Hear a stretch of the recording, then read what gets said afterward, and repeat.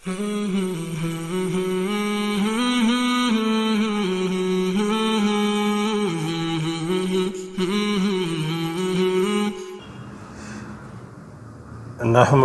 نصلی علی رسولہ الکریم اما بعد فاعوذ باللہ من الشیطان الرجیم بسم اللہ الرحمن الرحیم۔ محترم ناظرین، السلام علیکم ورحمۃ اللہ وبرکاتہ۔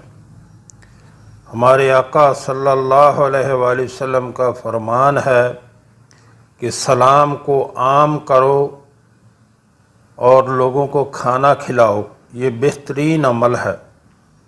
یعنی سلام سب کو کرو، چاہے کوئی جاننے والا ہو یا نہ جاننے والا ہو، سب کو سلام کرو اور لوگوں کو کھانا کھلاؤ، کہ یہ بہترین عمل ہے۔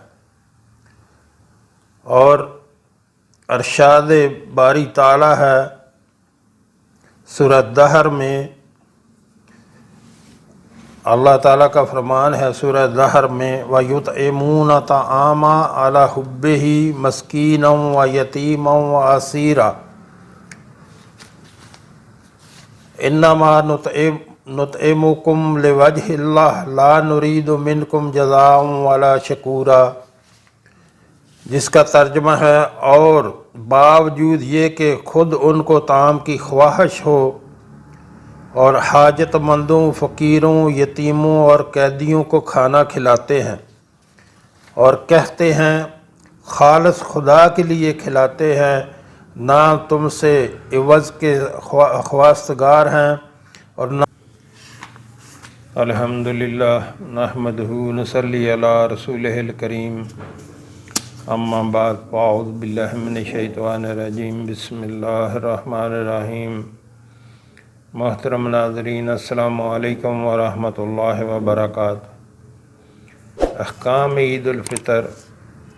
حلال شوال کی روایت رمضان کو الوداع کرتی ہے اور پیغام عید لاتی ہے، یعنی شوال کا چاند نکل آنا وہ رمضان کو الوداع کر دیتا ہے اور پیام عید لاتی ہے۔ اس عید کو عید الفطر کہتے ہیں۔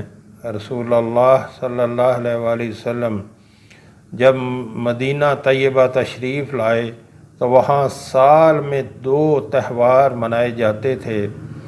ان تہواروں میں رقص و سرور اور لہو و لعب ہوتا تھا اور شراب کے خم کے ہم لنڈائے جاتے تھے۔ نبی کریم صلی اللہ علیہ وآلہ وسلم نے جہاں ان لوگوں کو پیغام اسلام پہنچا دیا، وہاں انہیں یہ حکم بھی سنایا کہ اللہ تعالیٰ نے تمہارے ان 2 تہواروں کو 2 اسلامی تہواروں عید الفطر اور عید الاضحیٰ سے بدل دیا ہے۔ عید خوشی میں ایسا اظہار بندگی۔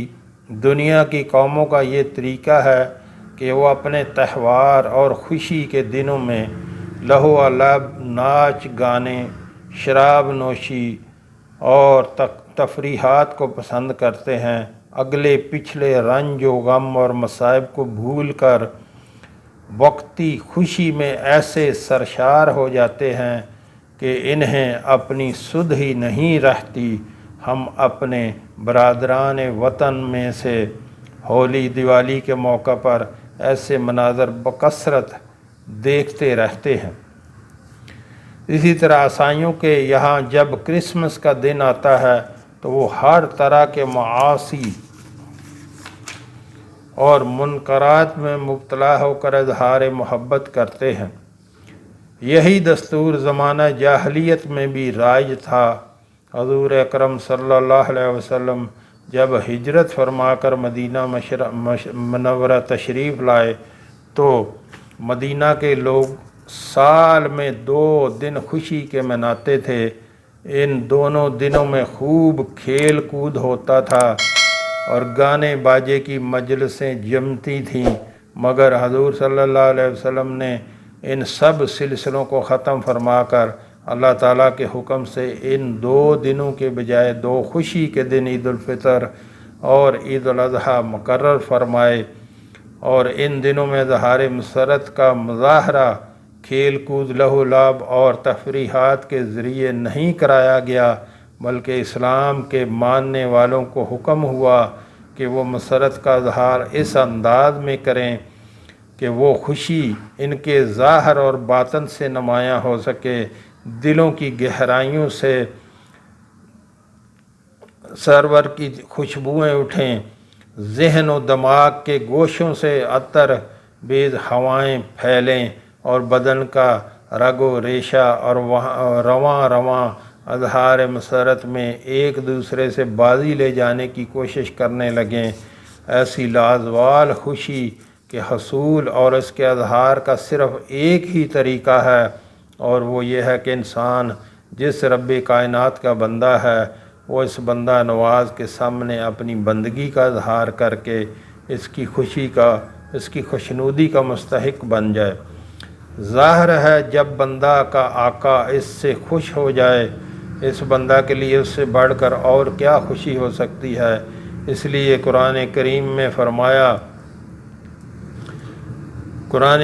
فرمایا گیا وَرِضْوَانٌ مِّنَ اللَّهِ اکبر، اور اللہ کی طرف سے خوشنودی سب سے بڑی نعمت ہے۔ اسی بنا پر اللہ تعالیٰ نے اہل ایمان کے لیے خوشی کے دنوں میں اظہار بندگی کا حکم دے کر شکرانہ کے طور پر دوگانہ ادا کرنے کی تاکید فرمائی۔ یہی عید کی اصل روح ہے۔ بقیہ جو لوازمات ہیں، مثلا نہانا دھونا، خوشبو لگانا، نئے کپڑے پہننا، بشاشت ظاہر کرنا وغیرہ، وہ سب ضمنی ہیں۔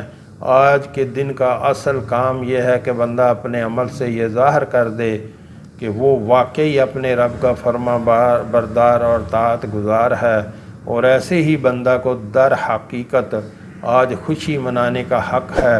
انہیں اسی مضمون کے اظہار کے لیے بعض علماء نے درج ذیل اقوال حکمت نقل فرمائے، ملاحظہ فرمائے۔ محترم ناظرین، یہاں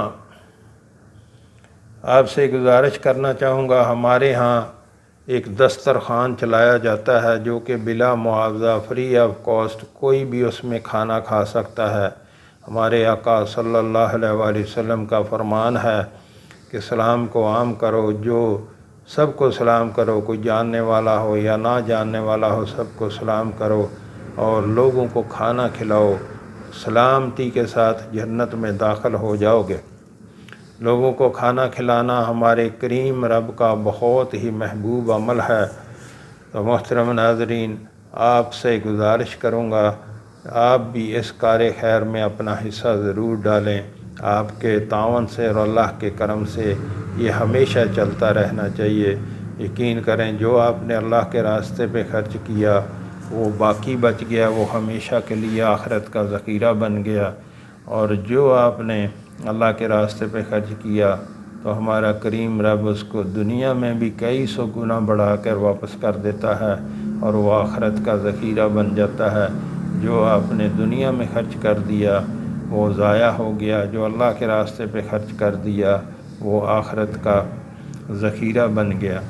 تو جو ہمارے بہن بھائی ملک میں یا ملک سے باہر رہتے ہیں ان سے یہ التجا ہے کہ اس میں اپنا تعاون ضرور پیش کریں۔ نیچے ویڈیو کے شروع میں میرا نمبر چل رہا ہے، اس پہ رابطہ کر سکتے ہیں۔ ویڈیو کے نیچے میرا واٹس ایپ نمبر چل رہا ہے، اس پہ رابطہ کر سکتے ہیں۔ اللہ اور طریقہ کار پوچھ سکتے ہیں۔ اللہ ہم سب کو نیک عمل کی توفیق عطا فرمائے۔ اصل عید اس کی نہیں جو محض نئے کپڑے پہنے، بلکہ عید اس کی ہے جو اللہ تعالیٰ کی وعید سے محفوظ ہو جائے، یعنی منکرات اور معاصی سے بچے اور اپنے آقا کو راضی کرنے کی کوشش کرے۔ اس کے برخلاف اگر گناہوں میں مست ہے اور محض ظاہری طور پر نئے کپڑے پہن کر عید کی خوشی میں شریک ہونا چاہتا ہے تو اسے حقیقی مسرت نہیں ہو سکتی۔ اصل عید اس کی نہیں جو عود کی خوشبو استعمال کرے، بلکہ عید تو اس توبہ کرنے والے کے لیے ہے جو یہ عزم کر لے کہ اب کبھی گناہ نہ کرے گا، یعنی توبہ بھی محض وقتی نہ ہو بلکہ سچی اور پختہ توبہ کرنے والا ہی حقیقی مسرت سے مالا مال ہو سکتا ہے۔ عید اس کی نہیں جو دنیا کی زیب و زینت اختیار کرے، بلکہ عید تو اس کی ہے جو تقویٰ کے توشہ کو مہیا کرے۔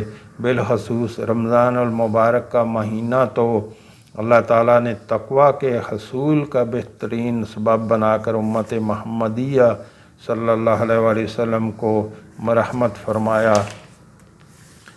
روزوں کی فرضیت کا خاص مقصد بھی قرآن کریم میں یہی بیان کیا گیا ہے، اس لیے کہ رمضان میں جو لوگ تقویٰ سے اپنے آپ کو آراستہ کرتے ہیں اور اللہ تعالیٰ کا خوف دل میں بٹھاتے ہیں، وہی در حقیقت عید کی مسرتوں کے حقدار ہیں۔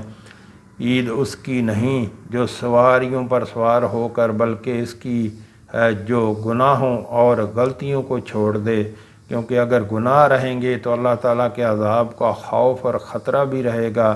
اس خطرہ کی موجودگی میں حقیقی خوشی حاصل نہیں ہو سکتی۔ عید اس کی نہیں جو فرش اور گدے بچھا لے، بلکہ عید تو اس کی ہے جو اپنے لیے پل صراط سے گزرنے کا انتظام کر لے۔